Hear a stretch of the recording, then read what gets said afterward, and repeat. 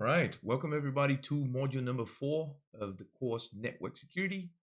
Today we're going to be discussing secure device access. So this is the main topics we're going to discuss, fellas. We're going to talk about securing the edge router, configuring secure administrative access, configuring enhanced security for virtual logins, and configuring SSH. Something that you guys should be fairly familiar with so far because you have to do this so many times through all your Cisco courses. You're able to do it with your eyes closed, hopefully. All right. The first topic of the night, securing the edge router. Why is it important to secure the edge router? I'm going to tell you what. The edge router is usually the first barrier between the company's network and the outside world. So everything that we studied so far, the threats, the vulnerabilities, and everything else, especially how risky the internet is nowadays, it is key for us to make sure we secure the edge router as much as possible. Because of course, you want to make sure your door is locked, so the outside threats cannot just walk into your uh, front door and cause as much harm as they want. So that's why it's so important for us to secure the edge router. Now, usually the company network looks something like this. So the network infrastructure is usually comprised of an edge router. Like I said, it's basically the entry point of your internal company network and the untrusted network, which we call the internet. So this global network called the internet has many individuals connected to it.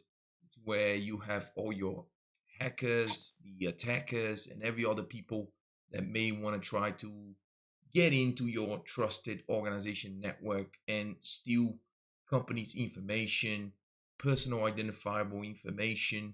They want to generate denial of service attacks and many other things. So that's why it's really important for us to make sure we are basically locking the outside threats from just coming in to our trusted organization network.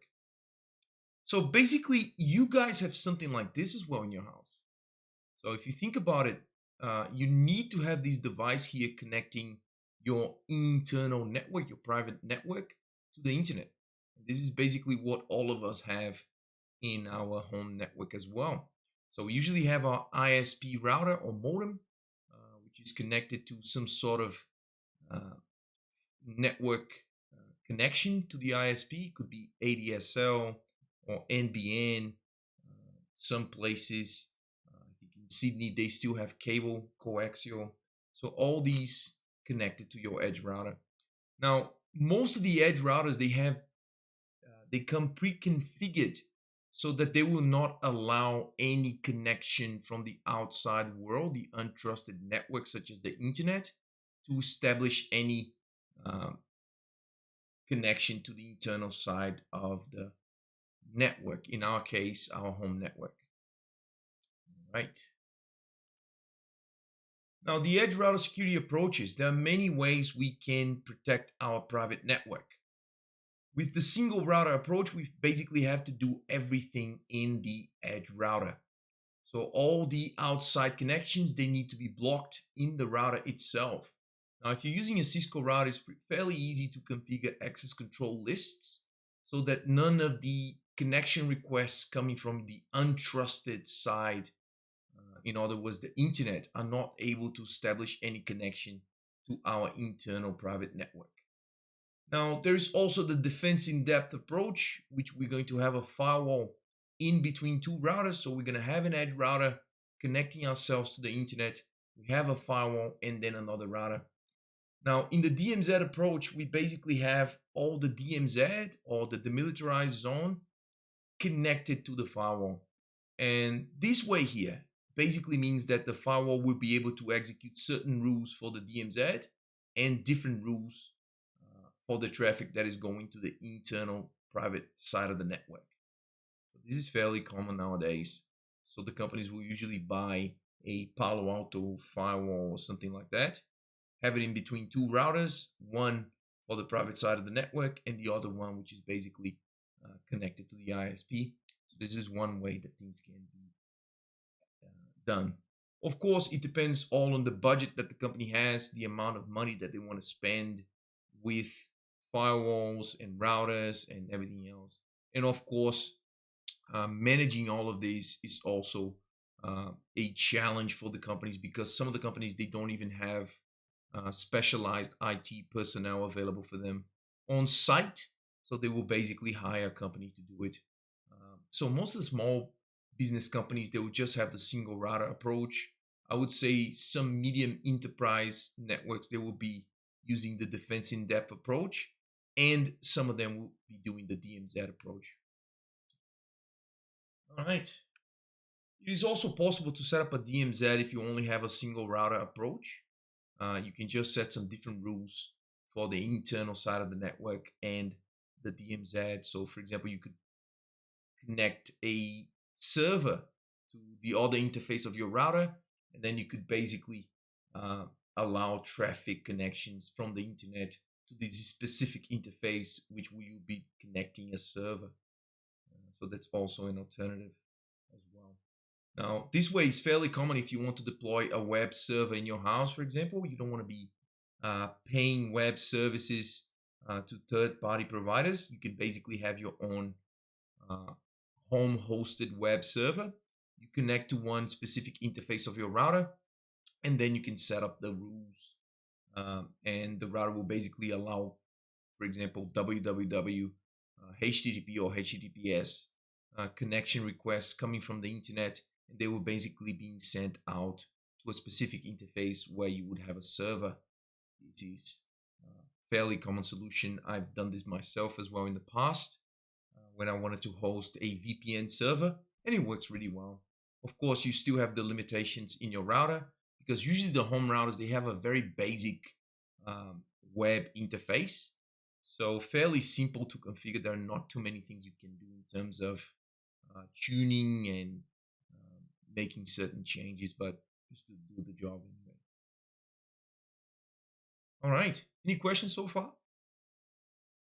Andrew Surazak, the way we do certain things, No, not at the moment.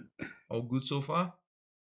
So, of course, the defense in depth approach is also a nice approach, because if the edge router, the one that is exactly connected to the ISP, is hacked, or if someone gains access to it, they're not going to be immediately accessing the private network. They will still have to cross the barrier between the firewall and the internal router as well, to then be able to access all the company private network. Because, of course, in the company private network, we're going to have the domain controllers, we're going to have all those things that we use internally. We're going to be using a DNS server for all the things that you want to resolve locally here in terms of Active Directory services, file server, and everything else. So all of these is extremely valuable. That's why you don't want to just have one single device, and you want to implement the defense in depth approach here, having multiple devices, including a firewall. All right, awesome. Now, do you guys remember another name for the defense in depth model? We discussed this last week. It's actually a funny name. Exactly. So it's the onion model as well. Remember, the more things, the better. The more layers, the better. This is exactly what this means. So the more devices you have along the way, implementing different functions. In this case, here we have the firewall as well. The better it is, of course, because then you're just basically making sure you have more and more layers of protection in the network. All right. There are three areas of router security that must be maintained. Of course, the physical security is key. So the place where we're going to install the router, we shouldn't be just installing routers on top of workstation desks without any protection, without any sort of backup power supply or generator or something like that. So ideally, in terms of physical security, we want to keep these devices in a secure place. Ideally, a server room or a place where we have very restrict access control rules, so that not everyone will have access to it. So a very limited amount of administrators or IT personnel will be able to get inside of the server room and make changes to the server rack or remove or uninstall a router or a switch and so on. Something else we need to make sure, the operating system. Now you guys have to remember when we discussed about cybersecurity principles in the past 2 weeks, that the operating systems, they can have common known vulnerabilities. So your operating system is just basically as secure as it's up to date. And that's why we want to make sure we have the latest versions, the most stable version of the iOS, the interconnected operating system, that all these routers, switches, and edge devices, they will be running. So you guys feel fairly familiar with the Cisco iOS. The Cisco iOS have many different versions. So we have major versions, minor versions, and so on. So we got to make sure we've got the latest one. So you can actually take advantage of the Cisco website, because it will actually tells you what are the latest iOS without any known vulnerability. And by the way, as a matter of fact, taking into consideration the vulnerabilities that you find in the Cisco website itself, you can actually request the Cisco technical team to actually send you updated versions of the iOS without even paying anything for it. So usually taking hold of these iOSs can be fairly bureaucratic. So you have to be under a maintenance contract with the company that you work for, and so many other requirements as well. But in terms of the vulnerabilities, once you find out a vulnerability in an iOS, you can just request the Cisco team. They will be just happy to send you a link with the most updated iOS without the vulnerability. So this is actually a way of obtaining the latest iOSs without a hassle. Also, router hardening. So have you guys heard about the term hardening before? So hardening is just basically making sure it's more protected. And how do you do that? So you can basically implement iOS configuration changes that will just basically make the device more secure, more protected, and so on. So for example, we can disable services that we're not using anymore. We can enable SSH instead of Telnet because it's encrypted. We can use the highest key length available. For example, we can disable the unused ports. We can also play with many other access control to set up the privileges in certain users. And we can also play with the encryption algorithm that is being used to encrypt the secrets and passwords in the iOS, so that they will not be showing up in the running configuration. So a lot of the things that we have already done, either in routing, switching, or introduction to networks, we always teach these basic courses, but we always focus on device hardening as well. So making sure the devices are as secure as possible. All right. Awesome. So any questions so far, guys? No, Perfect. all So clear at the moment. awesome. Thanks, Andrew. So these are all the things that we can do as well. So we can restrict device accessibility. So we can implement access control lists to just basically restrict access to virtual terminal lines, which are used for remote management. So I don't know if you guys remember, but we had to do an SSH configuration in routing and switching, and even in introduction to networks as well.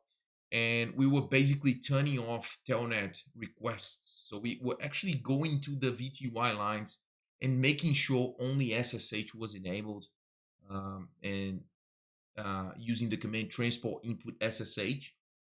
So you could actually do transport input telnet as well, but that would obviously be a vulnerability because you'd be then using an unencrypted system, which would be extremely vulnerable against plain text, man in the middle sort of attack that people could just sniff certain packets and view the password. Other things we can do, we can log and account for all access. Something else we can do as well, we can block.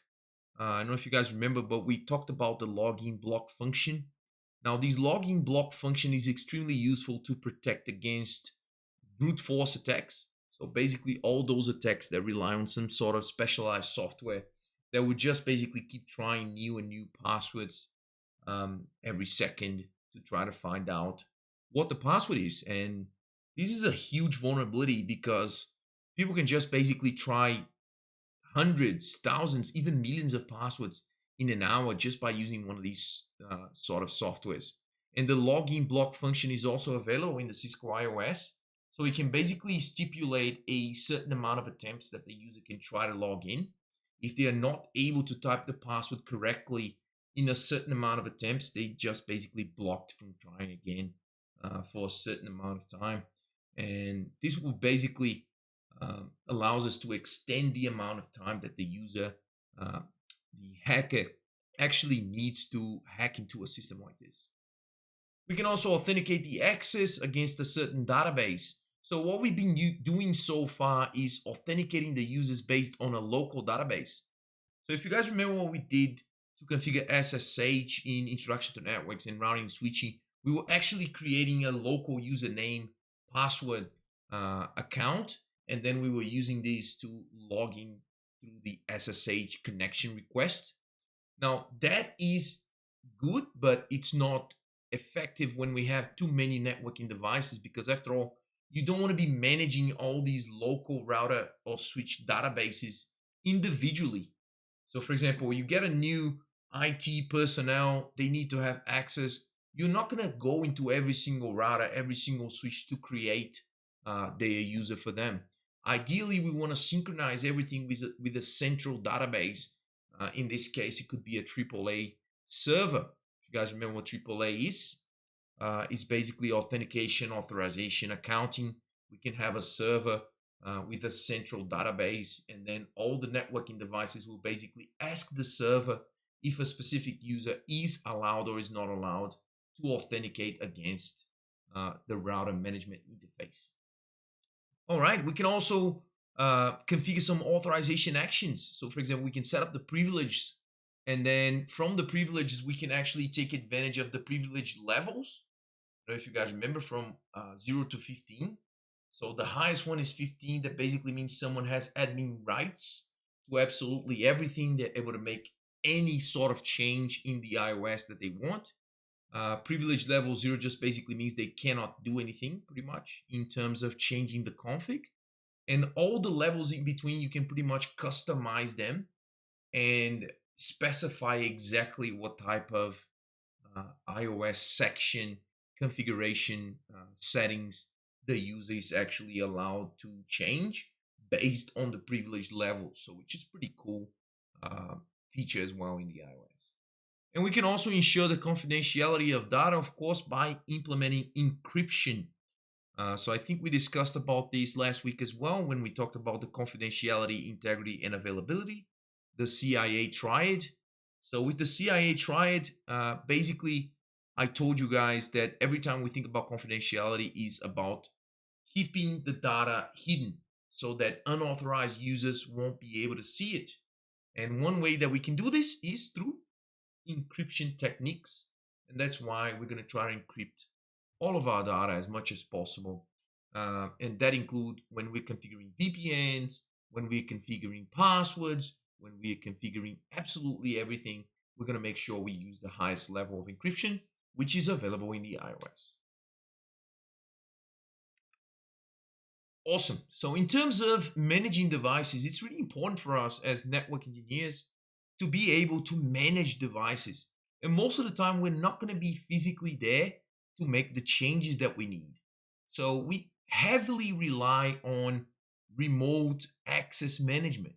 So we're basically going to take advantage of a remote access to manage the device.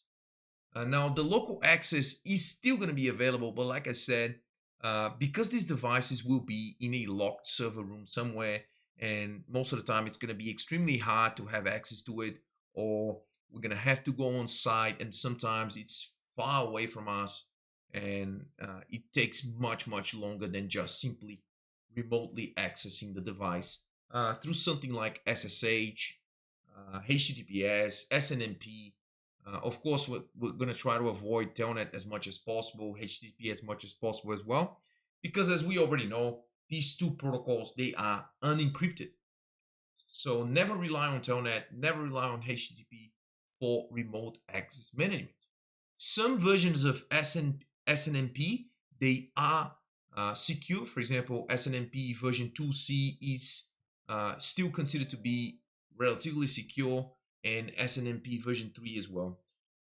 So do not go with SNMP version 1 because that is legacy, so it's not used anymore. It had known vulnerabilities as well, so it's not even available in the industry anymore. So most likely you guys will come across SSH and SNMP version 2C or 3. I don't think you will see the companies using HTTPS and HTTP for networking device management anymore, especially because these HTTPS management interfaces of networking devices, they are usually relying on the graphical user interface. So you have to know exactly where you need to click to make certain changes. So it's not that great. Right? So as we know, with the CLI, we can just basically use the commands instead, which is much more effective. So we can just try to remember the commands that we already learned. If we can't, we can use the question mark to try to find our way through the iOS. And it's just basically much quicker as well because the router doesn't have to have a graphical interface. So yeah, awesome. All right, so the first topic is done. So that's how we are going to make sure our edge router is as secure as possible. So relying on the fencing depth, relying on all the techniques that we already studied, and so on. Now we're going to get to the second topic of the night, which is configuring secure administrative access. Now the table shows some examples of strong and weak passwords. So as you guys know, we should always try to avoid passwords that are plain English. So if you're going to suffer a brute force attack, I can guarantee you that the attacker already has a dictionary with the most common words used for passwords. And they include passwords, secrets, what else? Hide, numbers, names, name of things, for example, cars, name of people, for example, Robert, Bob, Surazak, Andrew. So we should always try to avoid these things. Especially try to avoid passwords which will have your personal identifiable information. For example, your name, your date of birth. Never, ever use those. All right? So basically, don't do what we do in the networking labs that we still use password 01. But that's just basically because it's easier for the students to remember. It's not because we're trying to be secure, because it is absolutely not. Okay. You can actually throw some of the passwords into a website that can check your password strength. And that's basically going to tell you how long it would take for someone to execute a brute force attack and find out your password. I think it's worth talking a little bit about that as well. So I'm just going to get it here on the screen and we're going to have a chat about it.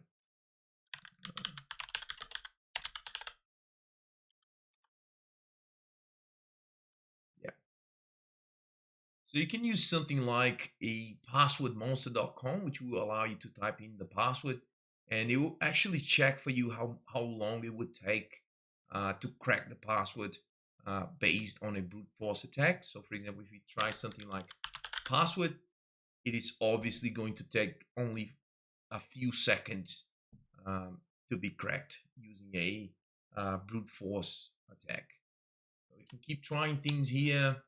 Of course, all those passwords which are names, for example, I just type my name in here, Robert, and it's 0 seconds. So a brute force program could immediately detect this and just basically crack my password very, very easily. So I can type one of your names as well. So I type Andrew as well. 0 seconds to try to guess that. Even if you use your name plus numbers, it's still going to be fairly easy. For example, Andrew 12345, it can be guessed in under 0.1 of a second, which is just ridiculously fast. We can keep trying other things as well. For example, names. So I just typed in name and it takes 0.01 second as well to try to guess that. My recommendation to you guys, and something that has been working for me a lot, is trying to create your own passphrases, because passphrases are easier to remember, but they're still hard to crack using a brute force attack. For example, if I type in the one here that I use right now, it will take 13 years to be cracked. So it's fairly secure. So if I keep adding complex characters, oh my god, I just added one single complex character to the password that I just had. And from 13 years, it now takes 12 centuries to crack that down. So, which is ridiculous, all right? No one needs this level of security, but, it's never enough in terms of cybersecurity. So just go with whatever you feel comfortable with, and that should be enough. All right. Any questions, guys? No questions so far? No questions so far. Awesome. Is that clear why we should never do this, man? It's just so obvious, right? And just a single non-alphanumerical character just makes a huge difference. So for example, if I type it in password, all lowercase, password, 0 seconds to crack it. So if I add a few complex characters, for example, in asterisks, another one, it takes longer. So if I keep trying to password, asterisks, password, 8 hours. That's better. Better than 0 seconds. All right, awesome. Okay, let's keep going. Ideally, we want to misspell as well the passwords. So for example, instead of actually typing in the password just as it is, we can play with the non-alphanumerical characters to increase the password strength. And that's just basically going to make things much more secure as well. So for example, if I just show the password here for you guys so you can see, if I type it in password, just like this, it takes 0 seconds. But how about replacing the A for something like this? Maybe replacing the S's for 5, and maybe replacing the O for 0, and maybe replacing the D for something else, maybe a 6. Yeah, so it takes longer now. It's still ridiculously low because, people already know these sort of things. They will try anyways, but as much as we can make this as secure as possible, the better. There you go. Much better now, right? And it's still not hard to remember. Maybe replace the E for 3s. Let's check it out. Yeah, so much better now. All right, awesome. Keep going. Now, of course, we want to configure our routers and switches to request passwords, of course, because otherwise it's very simple for someone to just come in, plug in a console cable to the enable port of the router or switch, and just basically do whatever they want. So they can change all the config in the device. They can configure the device to, if it's a switch, they can configure the device to actually copy all the traffic with something called a span feature that the switch has. So copy all the traffic from interface and send to another interface, where they could have something like a Wireshark program that would be able to sniff the packets that are being sent, and that's it, you're done. So that's why it's so important for us to protect our devices using passwords. Now, in the Cisco IOS, every time we use the keyword password to configure a password, it is not ideal. And it's not ideal because if we configure a password with the keyword password, this password will be visible from the show running. So if someone is the administrator, or if they gain administrator access and they show the running configuration, they're just going to be able to see the passwords in plain text. So in order to protect ourselves against this, and every time we use the password, we can actually do a service password encryption on top of that, so that the passwords will not be plain text in the running configuration or startup configuration. But ideally, we also want to use the keyword secret whenever possible instead of the keyword password. Just so much better. All right. Now, in here, what are we actually doing here? Which type of password are we configuring here in this first block of commands? So we are configuring a console password, and in the second block, we are configuring a privilege exec password. Remember, for us to go from user mode to privilege mode, we need to type it in enable. So because we are configuring a secret with the keyword enable, this basically means we're configuring a privilege exec password. So, which is great.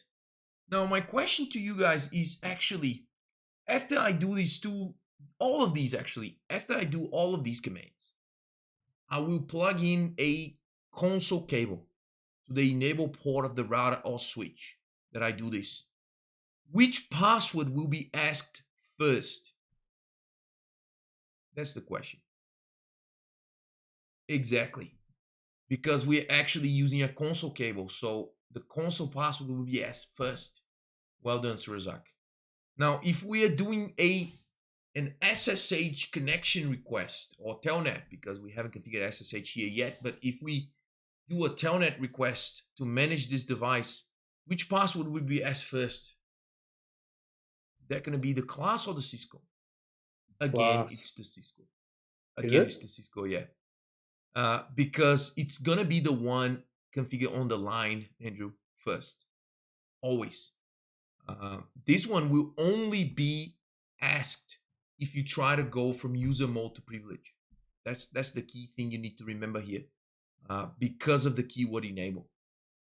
So it is a bit tricky, but yeah, if you think about the enable word, you won't be confused anymore. So should be all good. All right. Awesome. Any questions so far, guys? All clear so far. Awesome. All right. What else can we do? Like I said, if we are using the keyword password, we want to do something else because we don't want to show running config and view all the plain text passwords. This would be a vulnerability.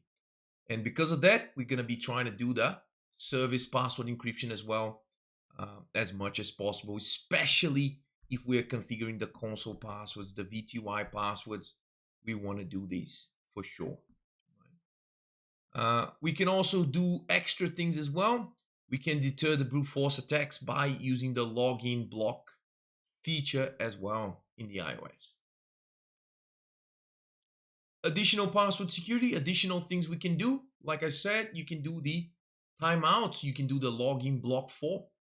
So these login block 4 will basically allow the user to try 3 times. Yeah. If the user tries 3 times under 60 minutes and they are still unable to type the correct password, what is going to happen? What do you guys reckon is going to happen based on this command?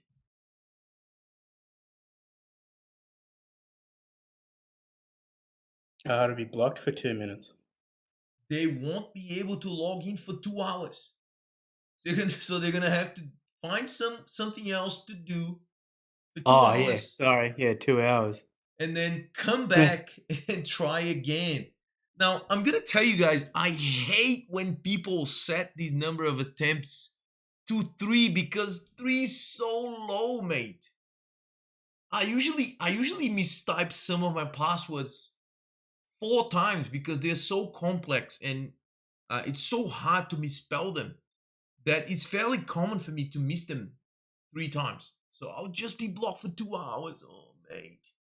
You're gonna have to go down, drink as many coffees as you can in 2 hours, drive home and come back, and still not gonna be enough. So if you're gonna do this, I think the number of attempts should be at least maybe 4 or 5. Because 3, mate, is really low, I'm gonna tell you, man. People will be so angry at you, man, if you do this. So just try to think about it. Maybe 4 or 5 would be enough. Or maybe you can keep it to 3, but then just reduce the number of minutes someone has to wait to try again. That would also be an alternative as well. We also have the exec timeout. Now, what is this doing? What is this exec timeout doing? When it's idle.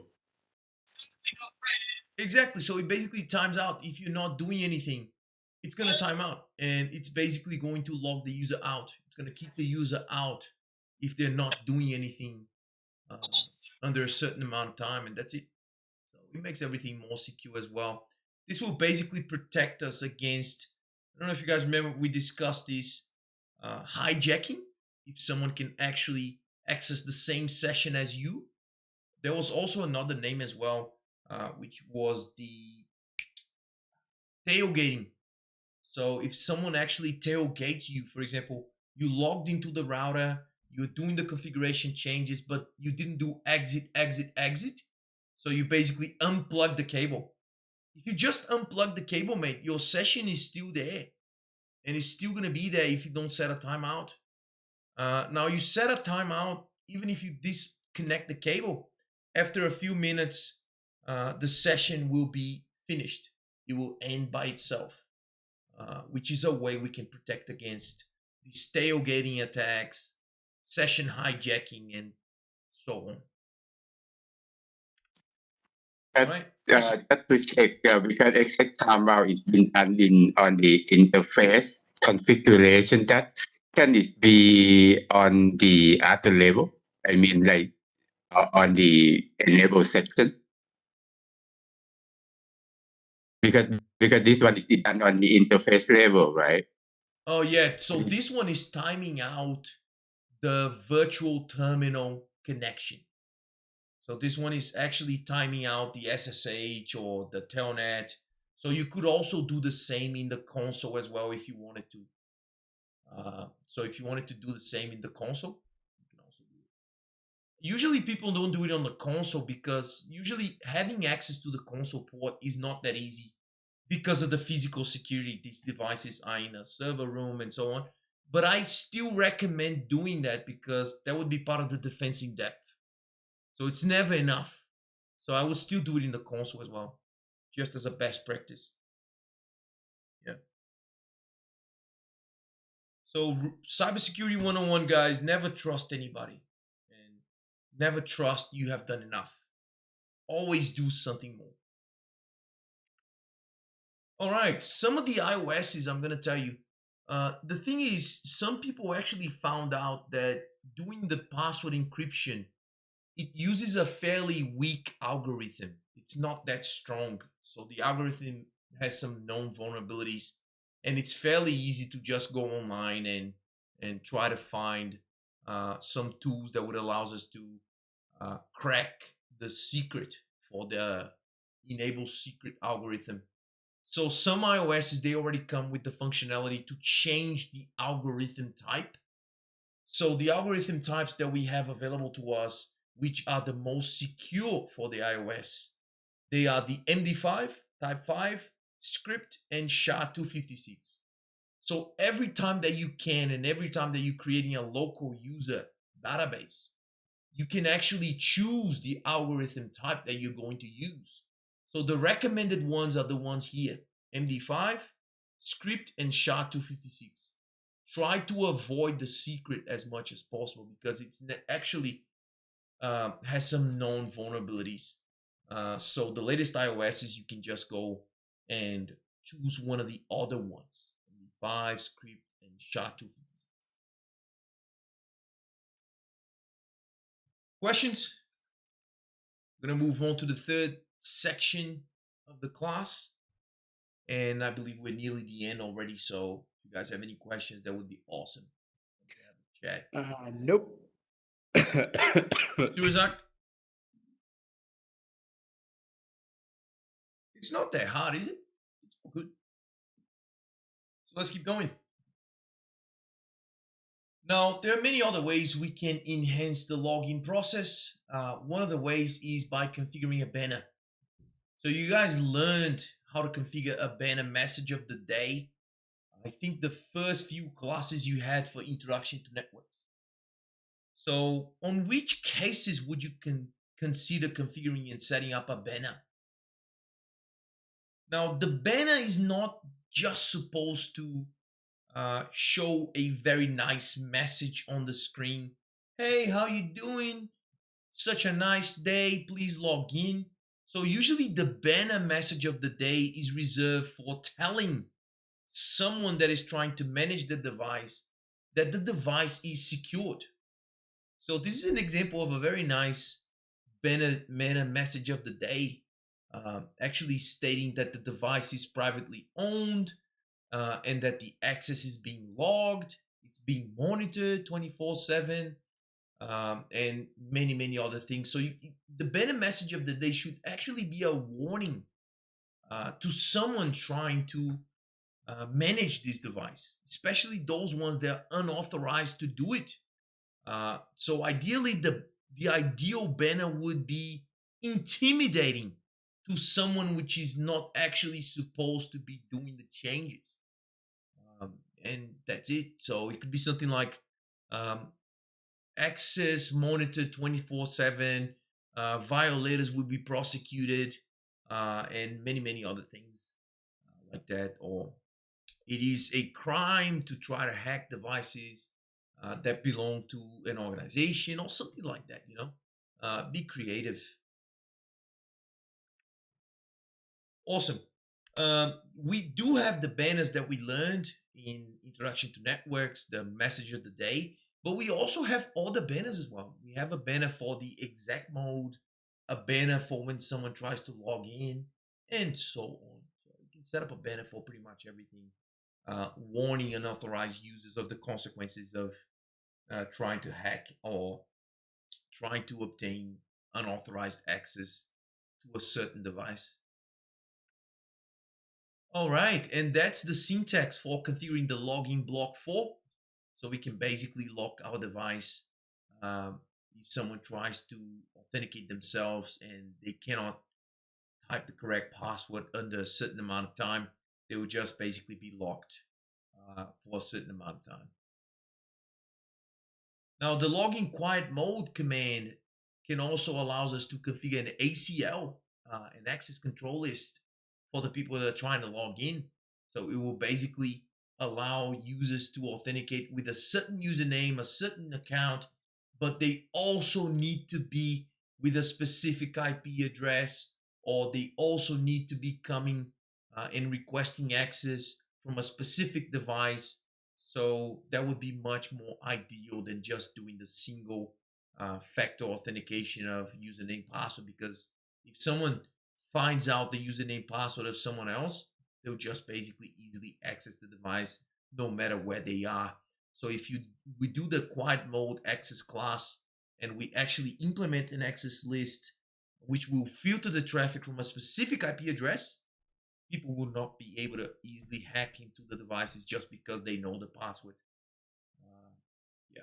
And we can also, of course, generate log messages saying that someone has successfully logged in to try to make changes to a networking device. And we can also generate logs on failures as well if someone has unsuccessfully tried to log in into a certain networking device as well. We can also implement a login delay as well if we wanted to. Now, this login delay would also allows us to protect against these brute force attacks as well, because then the person would just basically have to wait a certain amount of time to authenticate. All right, we also have all the login enhancements. So we can do through the access control list, as I said. So we can basically create an access control list. This is just a standard access control list. And what this basically means is that this access list will only filter traffic based on the source IP address. So for example, by doing this, I'm only authorizing devices from these two IP addresses to remotely connect and authenticate in my router. So for example, no remote access allowed because these two are private IP addresses. So if someone is trying to SSH into my edge router with a public IP address or another IP address, which is not our private two IP addresses that we set up in the access control lists, they will basically be denied access. which is perfect for trying to protect against someone that just found out administratively user account login information. All right, now with the login on success, login on failures, we can basically log them in every login if we wanted to. We also have the security authentication failure rate. We can set up a threshold for the authentication failures. So it will basically generate a log when the failure rate is exceeded, because many people, they will misspell the first time the password, but the second time they will get it right. So we can maybe set up a threshold so that we get less garbage logs from people that just mistype, but they are the true people that were supposed to be managing the devices. So we can basically use this one to just basically reduce the amount of logs that we have, because managing logs can be such a challenge, because if we generate too many logs for absolutely everything, we can just basically run out of space. Just basically consumes hard drive space, and yeah, it might be critical for some companies.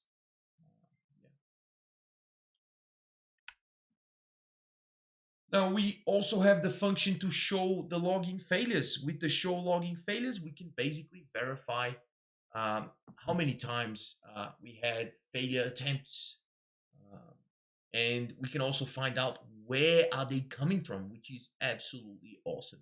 So we can actually find out where is someone trying to gain access, where is someone trying to hack our device, where is someone trying to execute a brute force attack. It could be coming from the internal side of the network. Remember we discussed about this? We have the internal threats and external threats. We can find out if someone is actually from within the company itself, through the private internal side of the network, or from remotely. Be someone from China or any other country trying to hack into our router or switch. Doesn't matter. Now, there's a nice video showing you guys how to configure most of these things that we discussed so far. There is also an exercise for us to do as well, trying to make the device as secure as possible. So try to give it a go in the activity, in the lab activity, and then watch the video as well to guide you through how to make sure our device is as secure as possible. All right, so we're gonna go to the last part of the lecture, which is awesome. We're just gonna do a quick review on how to configure Secure Shell Access, or SSH. Now, I don't know if you guys remember, but when you did Introduction to Networks first semester, if you were my student, I actually had a chance to show you this in Wireshark. But basically, if the device is being accessed remotely using Telnet, which is an unsecured protocol, we are basically going to be able to intercept these packets with a packet sniffer. To use something like Wireshark to actually view the contents of the packet and to just basically view the username password. So, which is absolutely unacceptable, right? So we have to avoid that at all cost. And how do we do that? With SSH. So in this example here, he will actually show you that the packet is unencrypted, and you can basically view the username password data, which is a huge vulnerability. Now, on the other hand, if we choose SSH will basically encrypt all the contents of the data within the packet, so we're not going to be able to see the username passwords.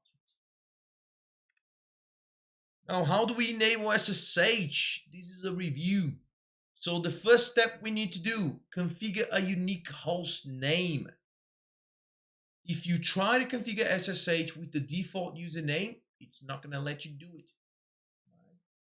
So I tried this numerous times before, and it just basically throws you an error saying that you are not able to configure SSH unless you change the device host name. to something else which is not the default host name. Right? So in this example here, we're just basically changing the host name of this default router to R1. After we do that, we need to configure the domain name. Now, this is a local domain name in the private network.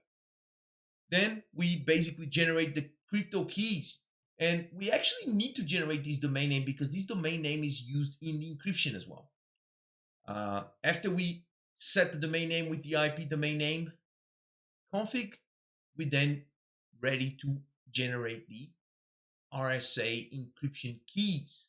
I like this command so much. For some reason, this command reminds me of Superman. Crypto. Yeah. I think it's pretty cool.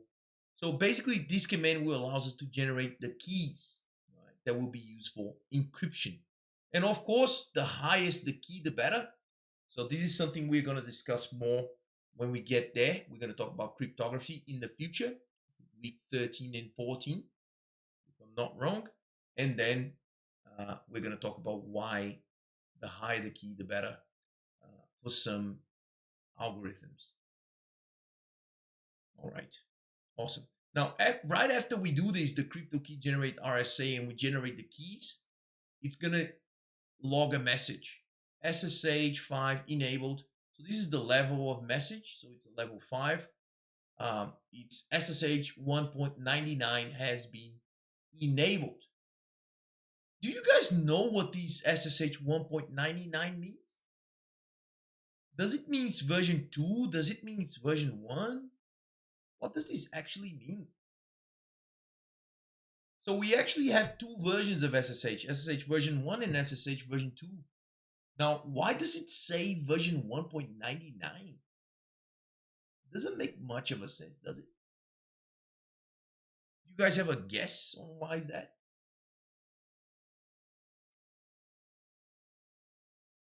You guys have any guess why this SSH is 1.99? So it's not yet version 2. Huh? Do you think It's not yet version 2. So it's still use version 1, I think. Exactly. So if it's 1.99, it means it is version 2, but it will also be supporting version 1 as well, just in case. So this is not ideal. It's not ideal because version 1 has known vulnerabilities. So we want to avoid version 1 as much as possible. So there's actually an extra command you could execute here, which is IPSSH version 2. That would basically means the router would not be doing 1.99 anymore. It will be version 2 and that's it. And of course, that would be more secure than running both of them. Right after we do this, we can also generate the username secret. Remember that we can also generate the secret with the encryption algorithm of our choice as well. We could also create the username with certain privilege that we wanted to as well, and so on. Now we're also going into the VTY lines and we are making the AAA authentication using the local database. So this is basically telling us that we're going to use all the local database. This includes the one that we just created here. Username Bob, secret Cisco. Right. How about this command here, transport input SSH? What is this command actually doing? Allowing you to log in. Reload the using screen. SSH. Now, this command, is it allowing only SSH or SSH and Telnet? Just SSH. Just SSH. So you could actually use both if you wanted to. Of course, that's a horrible decision made if you do both because then it's not secure anyways. Yeah. So ideally you want to keep it just SSH. So transport input SSH, that's it. Now, by the way, you could change certain things here. For example, you could create the username secret in the beginning before you even set the domain name. But the only thing is you have to set the domain name before the crypto key. That's a requirement. Otherwise, it's not going to generate the crypto key. Now, this username password can be done before, after, doesn't really matter.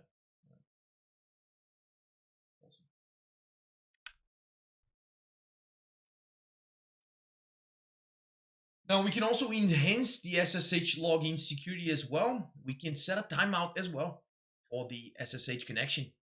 So the SSH connection will time out by itself. We can set up a timer in seconds. And if someone is actually connected to SSH, they're not doing anything, they're not making any changes, they will just basically be disconnected after a certain amount of time. It could be 60 seconds or something like that. We can also set the authentication retries as well. The number of times someone can try to re-authenticate themselves. And yeah. And here, as you guys can see, SSH enabled version 2.0.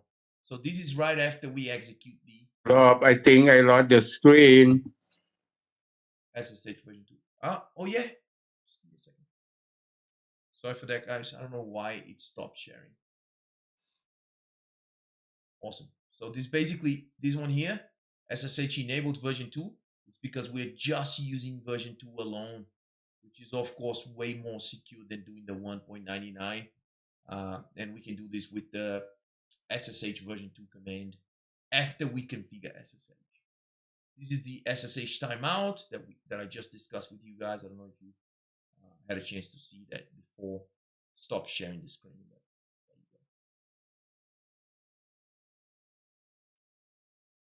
Now, we can also connect a router to an SSH enabled router. So it's not something new to you guys that SSH cannot only be coming from an end device such as a computer or a laptop, but an SSH request can also be coming from another router as well. So you can actually manage all the routers within an organization as long as you can remotely connect it to one router, and then from these router you can SSH into all the other routers. That's all. So this command, the SSH-L, basically allows us to establish an SSH session with another device. So in this case here, we're trying to establish an SSH session with 192.168.2.101, and we are using the username Bob. So after we type this in, the device will request the password to authenticate the user Bob, and if we provide the correct In password. this case, if we have one have many interfaces, can we use any one of them or specific one? So it is up to you, really. It's up to you what you want to do. Now, my recommendation is to only allow connections from a specific IP, because by default, the router will allow connection requests on all the interfaces. So it doesn't matter the IP you type it in here of the router, it will allow the connection to happen. I don't think that's a good idea. I think you should basically only allow SSH requests from one specific IP address. I think that would be ideal, because you're basically reducing the attack surface. Remember the attack surface that we discussed, the ways that you can try to hack the network, the doors that you have that you can get in. So I would try to reduce the attack surface as much as possible. I would block SSH on all the IP addresses except one of them. So not only the person would need to have the right username, right password, they would also need to know the exact IP address to manage the device. Otherwise, it will be blocked. So this is one more way you can keep improving your security and keep doing the defense in depth that we discussed. Now, we also have the show SSH. This show SSH command will basically show all the devices that are trying to connect. So here we have two connection requests. One is in, so from another device to this device. And we also have a connection, an SSH connection out. So we are connecting from this device to another device.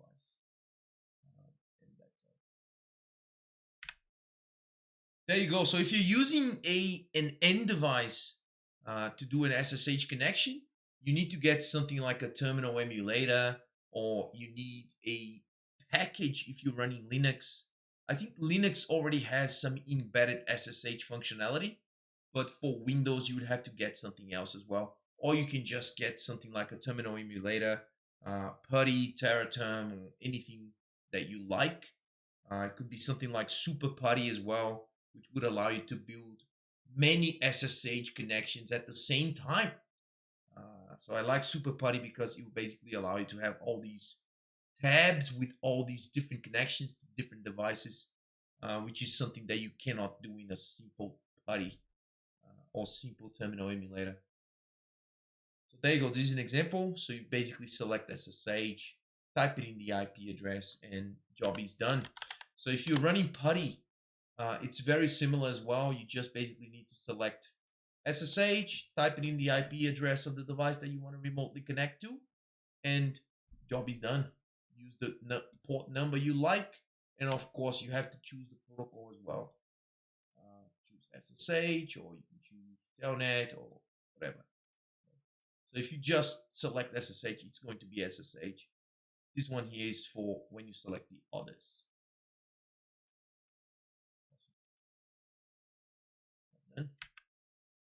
All right, now there is a lab for you guys to do. Configure some basic device settings, configuring the passwords, configuring enhanced username password, and SSH on 2 routers.